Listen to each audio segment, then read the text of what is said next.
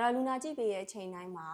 အမေတွေကပေါ့နော်ကိုယ့်ရဲ့ကလေးလေးတွေကိုခေါ်လာပြီးတော့ပြခိုင်းလေးရှိရဲပေါ့နော်ဆိုတော့သူတို့အရွယ်လေးတွေဆိုရင်12နှစ်15နှစ်ပတ်ချာလည်လေးတွေဖြစ်တယ်ဆိုတော့ကလေးလေးအရွယ်ဒီမိကောင်မအရွယ်လေးတွေဆိုတော့အမေကိုယ်တိုင်အဖေကိုယ်တိုင်ကကိုဆရာမကလေးကဒီလိုဖြစ်နေတယ်အရင်တော့ကဒီအရေးပြားကဒီလိုမဖြစ်ဘူးကျမသူ့ကိုဗာလင်းခိုင်းရမှာလဲ skin care ရွေးပေးပါဦးဆိုပြီးတော့အမြင်နဲ့ရောက်လာတယ်ပေါ့နော်အဲ့ဒီချိန်ကြရင်ဒါသူတို့ကိုမှားပေးဖြစ်တဲ့ဟာပြောပြပေးဖြစ်တာ educate လုပ်ပေးဖြစ်တဲ့ဟာလေးတွေကိုဒါဒီဗီဒီယိုမှာလည်းမျှဝေပေးခြင်းတယ်မင်္ဂလာပါကျမဒေါက်တာယူရီဖြစ်ပါတယ်အမျိုးသမီးတွေပျော်ရွှင်ချမ်းသာလှပစေဖို့အတွက်အမြဲရှိပေးနေတယ်လှပရေးဆရာဝန်တယောက်လည်းဖြစ်ပါတယ်အဲ့တော့ဒါပိုင်းမှာဆိုရင်တော့အရေးပြားပိုင်းရှိမယ်အရေးပြားအကြောင်းပြောပေးလို့ရမယ်ပြီးတော့ခန္ဓာကိုယ်ကြီးထွားဖို့အတွက်ဘယ်လိုလေးတွေသူတို့လုပ်ပေးလို့ရလဲဆိုတာပြောပေးမယ်ဆိုတော့အရေးပြားပိုင်းမှာကကြတော့တို့ကဒီ skin care ပေါ့နော်အဲ့တော့အမေတွေပြောချင်တာကကြ skin care ကကြတော့လေလူကြီးတွေဒီ toner တွေ serum တွေ active ingredient တွေ peptide တွေဒီလိုသုံးတာကဒါဒီဟာအချိန်ကြာမှ skin care မဟုတ်ဘူးပေါ့နော်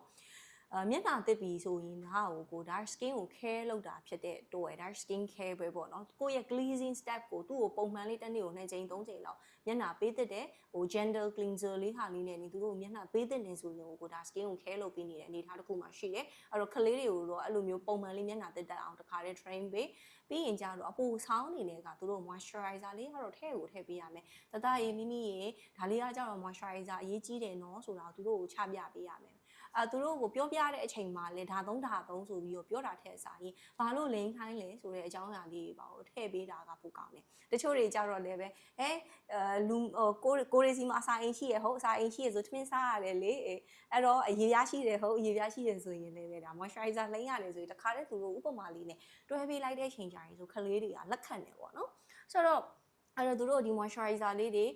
ဒီ lotion သုံးမဟုတ်ဒီ cream type လေးတွေထည့်ပေးလို့ရတယ်ပေါ့နော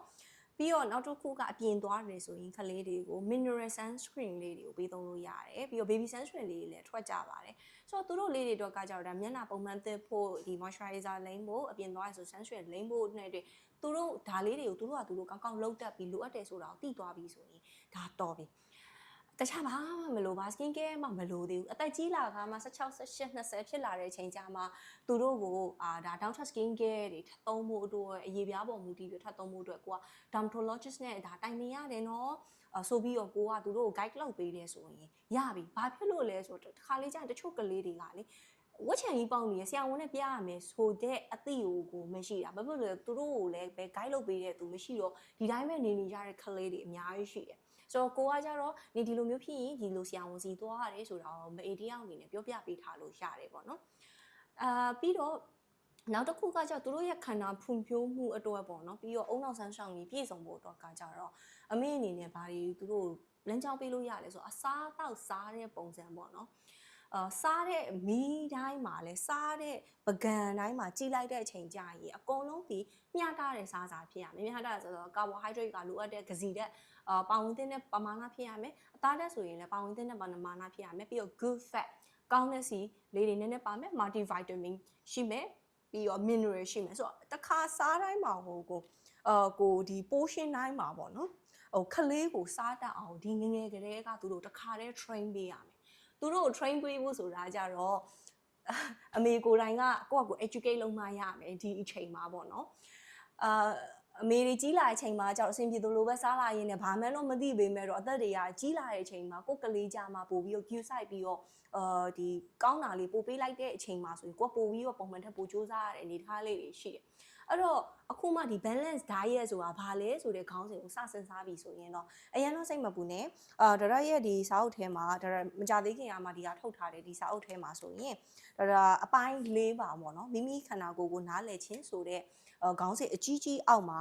a balance diet ဆိုတဲ့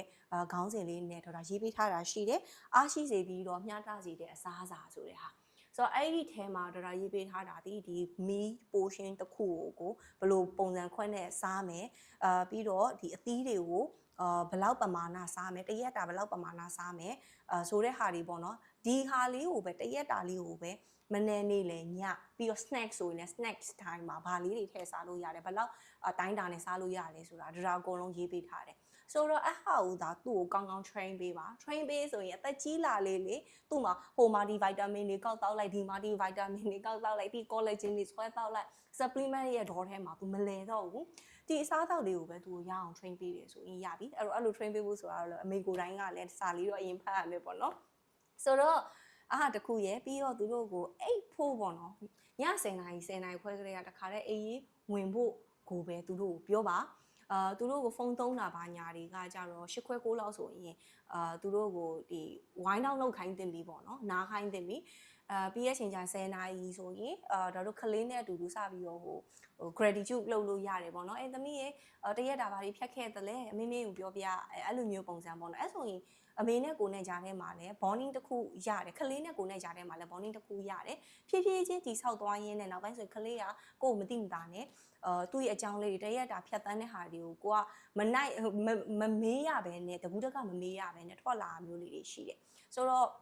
အားဟာလေးတွေလုပ်ပြီးတဲ့အချိန်ကျသူ့တခါတည်းအိယာသိပ်ပေါ့နော်ဆိုတော့ဒီအချိန်ကလေးက teenager ကလေးကသူ့ကိုဒီလိုမျိုးလေးသွားရတယ်ညဆိုရင်ဒီလိုမျိုးသွားရတယ်ညဆိုဒီလိုမျိုးအိပ်ရတယ်ဒီချိန်အိပ်ရတယ်စားတယ်ဆိုရင်ဒီပုံစံခွက်လေးရှိတယ်ဆိုရင်ဒီအရေးပြားတော့ဆိုရင်လည်းဒီလို skin care လေးရှိတယ်ဆိုဒီဟာလေးကိုအမေကသူတို့ရဲ့ teenager life လေးမှာ train ပေးလိုက်နိုင်ပြီဆိုရင်အသက်ကြီးလာတဲ့အချိန်မှာအစားအသောက်ကြောင့်ဖြစ်ပြီးတော့ဖြစ်တဲ့ယောဂမှန်သမျှစေုံစေကန်သွားတာမှန်သမျှကိုသူတို့ကိုဟိုလက်ဆောင်ပေးလိုက်တဲ့သဘောပဲစေကန်စေးတွေကုန်စရာမလိုတော့ဘူးပြီးတော့ရေပြားနဲ့ပတ်သက်ပြီးဝက်ချန်ထွက်လို့တင်းနေထွက်လို့ဆိုတဲ့ဟာဒီနဲ့လေကလေးကငွေကုန်ကြေးကြတွေညားလာတော့မှာမဟုတ်ဘူးပြီးတော့ကိုယ့်ရဲ့ခန္ဓာကိုယ်အမြင်နဲ့အာဟာရရှိတဲ့စားသောက်တွေနဲ့ပဲဖြည့်ထားတဲ့ခန္ဓာကိုယ်လေးတွေဖြစ်သွားမှာဖြစ်တဲ့အတွက်ကလေးကမလိုအပ်တဲ့ပြဿနာတွေကြားထဲမှာအချိန်မကုန်ရတော့ဘူးပေါ့အဟာကအမေတွေကသူတို့ teenager life မှာအကောင်းဆုံးပေးနိုင်တဲ့လက်ဆောင်ဖြစ်ပါတယ်ဆိုတော့ဒါ summary ပြန်လုပ်ပေးရမယ်ဆိုရင်ကြတော့သူတို့ရဲ့ skin hack အရင်ရေးကြည့်တယ်အရေးပြားရဲ့ကျန်းမာမှုအရင်ရေးကြည့်တယ်သူတို့ရဲ့အစားအသောက်ပုံစံခွက်အရင်ရေးကြည့်တယ်ဒါတွေကိုအမေက train ပေးလိုက်နိုင်မှာသူတို့ရဲ့ခန္ဓာကိုယ်ဖွံ့ဖြိုးမှုအုံနောက်ဆွမ်းဆောင်ရည်တွေကလိုသလိုကိုသူတို့ဆက်ပြီးတော့ဖန်တီးနိုင်မှာဖြစ်ပါတယ်ဆိုတော့ဒေါက်တာရဲ့ဒီဗီဒီယိုတွေကကြတော့နားထောင်နေတဲ့အမေတွေတို့အများကြီးကြိုးရှိမယ်လို့မျှော်လင့်ပါတယ်